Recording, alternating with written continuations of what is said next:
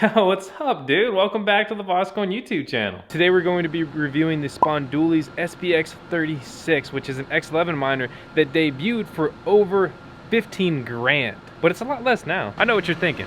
What is that sound? It's pretty loud. It's not my exhaust fans. That's actually the SPx36. But enough talk. Let's go ahead and jump into the review.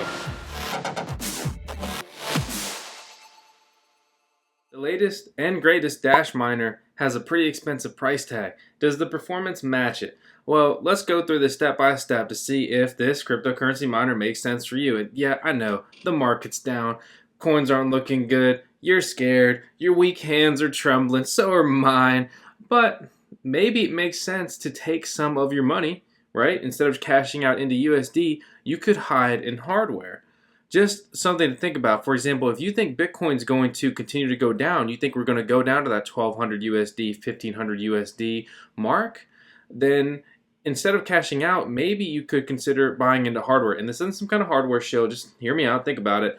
If you instead cash out into hardware and you believe that in the longevity of Bitcoin and it rebounding in price, and you think that Bitcoin will eventually be $10,000, this may be a good opportunity to say cash out into hardware.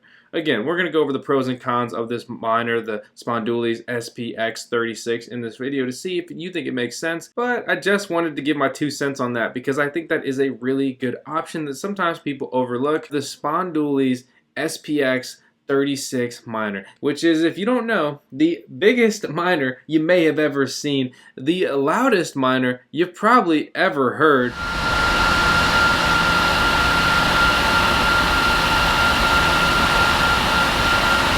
And arguably one of the most profitable miners right now, but it carries a price tag that reflects that. So I know what you're thinking, because this is what everyone always asks. Well, how much does it make a day, Vosk? I'm gonna get to that, just hold on, okay? If I tell you too early, then you click off the video and the rankings go down. Speaking of that, leave a comment and let me know if you would buy this miner, and if you would, at what price. Also, hit the thumbs up on the video so I can stay in business. So real quick, let's talk form factor. I'm going to use crypto comparisons for those who know, and if you don't, well, then you should at least have one of these miners at some point, and then you would know. And that would be that this miner is probably the width of like 4 Antminers, not a standard Antminer width, like say an Antminer S9, L3+, D3, whatever. It's about that wide. And as far as tall, I'd say it's maybe, half an Antminer tall to 3/4. Probably as tall as a little bit shorter than like a graphics card as far as height. And as far as width, probably like a standard 6 GPU open air rig frame like the countless ones that we have built here on the VoskCoin YouTube channel. Power consumption is pretty wild on this machine. It will consume 4,400 watts. Yeah, you heard that right. It's got 2 power cables that are going to come out of it. That's going to pull some pretty serious ampage. This machine is powered by 150 ASIC chips, and that is going to give you a hash rate of 540 gigahash a second, which is simply wild compared to any other X11 miner that has ever come out. But you're still wondering, does that $10,000 price tag warrant it? And actually, how can you knock $3,000 off of that price tag? Well, you're going to have to watch more of the video to find that out. I want to point out one key difference for me compared to some other people. And I'm not targeting anyone. This isn't, directed. I'm not mad. But I do want to say that I back up all my statements and I put up all my sources on all my videos. And I really pretty much lay everything out there. I strive to be transparent, like cryptocurrency. And with that, I'm going to show you my results with the SPx36 here. This is my miner on Nicehash. And I do not want to have a debate about using Nicehash or not using Nicehash today. This is not about that. I'm using Nicehash because it's very easy to show USD output, okay? It's also going straight into Bitcoin, which reduces my taxable actions that I'm dealing with here in the USA that may not apply to you. And it's really easy just to verify my payouts. So you can say whatever you want, but Dash is controlled by 50% masternodes, and that's their problem. This is all about breaking it down for you guys for a review. And Bitcoin price has been much more stable than many of the other cryptocurrencies. So again, taking shelter there with mining has been one of the things I've done in my personal mining operation to increase my sustainability. I have a link to this in the video description below. As you can see right here, I've got a payout of 1874 USD a day. When I got this miner, it was making like 50 bucks a day, very steadily. However, it's not a fault to the miner. It's not like the hash rate has exploded. Bitcoin in the last 30 days has dropped 40%, and my revenue essentially reflects that. Also, keep in mind that profitability varies pretty widely on Nicehash. Sometimes it'll show, 25 bucks. Sometimes it'll show $15. That really varies. It also gives you nice little projections, so you can, think you're going to be rich or think you're going to be poor in a month. So my projected profitability for this miner, based off everything on this current second, is 540 USD a month.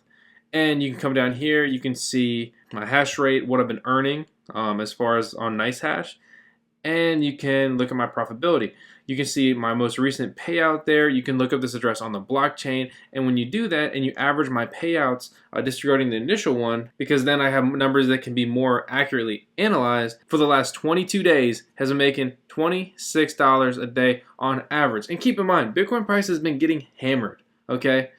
Absolutely hammered. If we click over here and actually analyze the Dash hash rate chart for the last 3 months, you can see the hash rate has actually kind of been going down or relatively stable. You can see the hash rate here in December is essentially what it was in June. You look at most of the other cryptocurrencies and this is not going to be the case.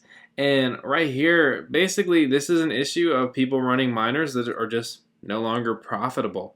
And even though we have more miners that are coming out and pushing these little guys out, like the SPx36, for example, and even the new Antminer D5, which, just to compare those specs, right now with residential electric rate, it's saying that you're not even profitable on a day-to-day basis because your hash rate's going to be 120 gigahash a second and 1600 watts. So the SPx36 is more than twice as cost-effective as this miner. Naturally, it's going to push it out.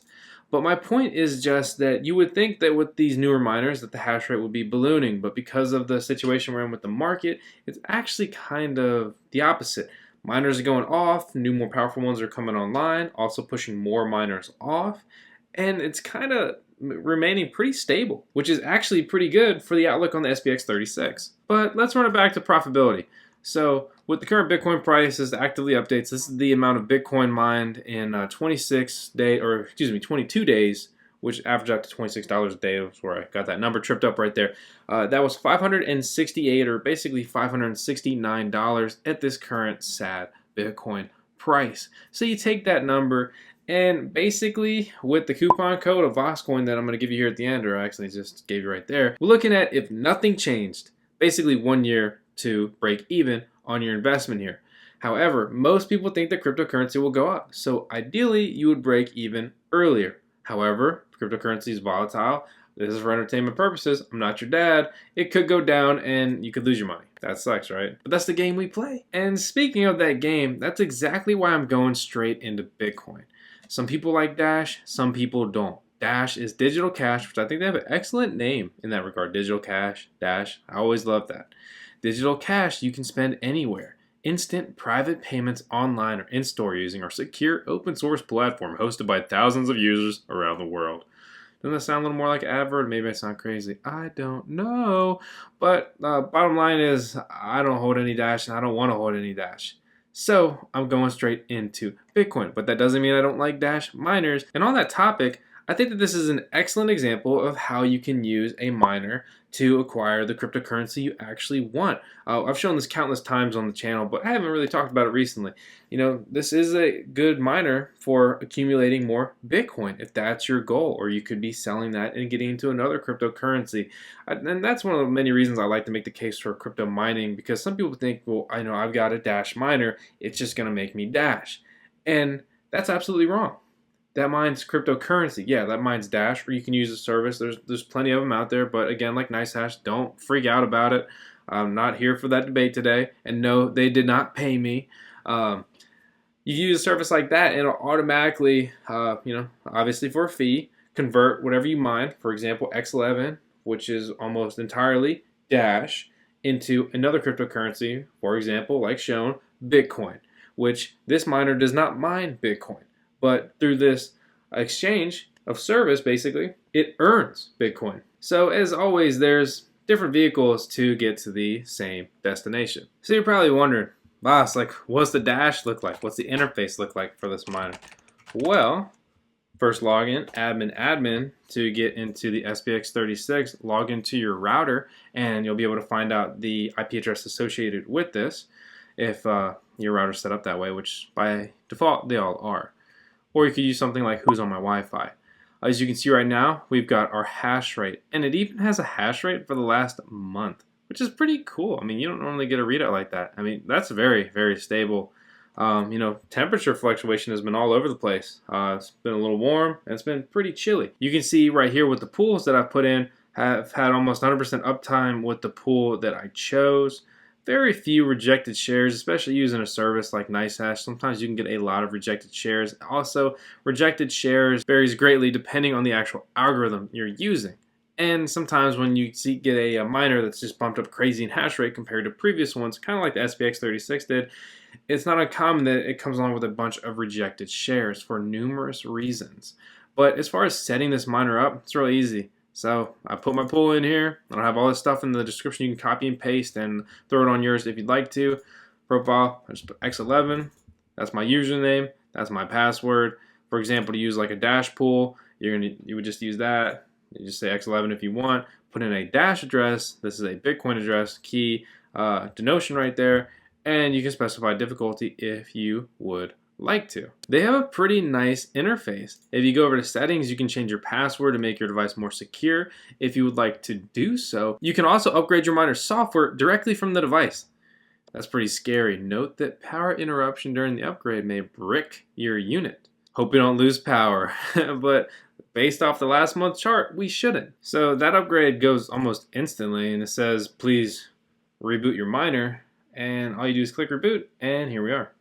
I'll see you in 120 seconds. While we wait for that to reboot, I'll need to let it run a little bit to see if we get some kind of noticeable bump in hash or if it was just some kind of minor upgrade. I want to summarize my final thoughts on the device. I mean, I talked about the size. I mean, you can look at it. You saw me with it.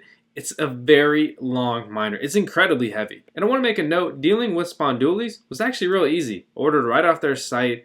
They shipped it to me, ordered 1 unit. I was actually pretty impressed. I've had some pretty bad experiences working with some companies. For example, BycoMiner, one of the absolute worst experiences in the world. And I think even InnoSilicon sucks. Yeah, everyone hates Bitmain, but you can go on their site and you check out and you get your miner when you're supposed to or before. Again, I'm not shilling Bitmain. I'm just saying that that is one part of their business model that they do well. This is a power-hungry unit, 4,400 watts. Can your electric even handle that? This isn't a miner you put in your spare bedroom. So keep that in mind. You need to have an appropriate setup. I run 240 volt. I have PDUs. This is nothing because I built out in preparation for industrial scale miners in the mining shed. This miner is incredibly loud. I showed you what it looked like with nothing else going on, but here, I'm gonna show you again. I've turned every other machine off in the mining shed. I've turned all of the exhaust fans off, and I'm standing to the side of the machine that's exhausting out the back this way, and this is how loud the SPx36 is. Wow. It's a very loud miner. Puts a Panda miner to shame. But, you know, this was never marketed as some kind of at-home miner. This is an industrial scale miner. That doesn't mean you can't run it at home. You can't have some kind of mining shed set up. You can still do that. Obviously, I'm doing that. As far as the profitability, projected break-even time, and just the price of this miner, it's a little pricey. And with the market downturn, daily profitability is not the best. However, I reached out to them, and they've given a coupon code for 35% off their winter sale price. So you can say whatever you want, but that's a pretty big coupon. So the coupon code is VoskCoin, and I don't get anything if you guys use the code. I do have a referral link in the description, and I think I get 3% for every sale. So, but guys, like I don't care about a 3% referral fee on a miner. I honestly don't. But let's say this video does take off and everybody buys this. I would appreciate if you guys use my link. I've been here for a while. I'm not BS. I'm transparent. I mean, I'm telling you this. I'm going to be in business here next year doing the same stuff. So if you want to support the mission and you are going to get that miner, use your boy's link.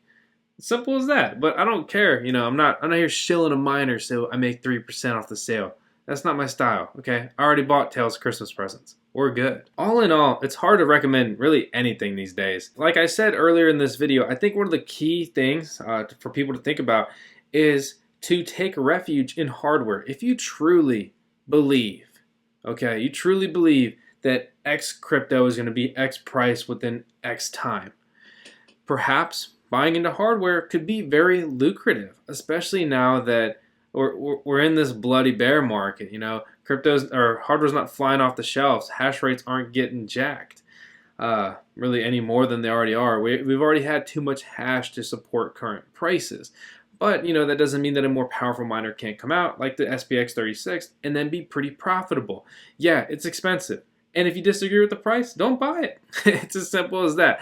But don't thumbs down this video because of that. Thumbs it up because I came here with the truth.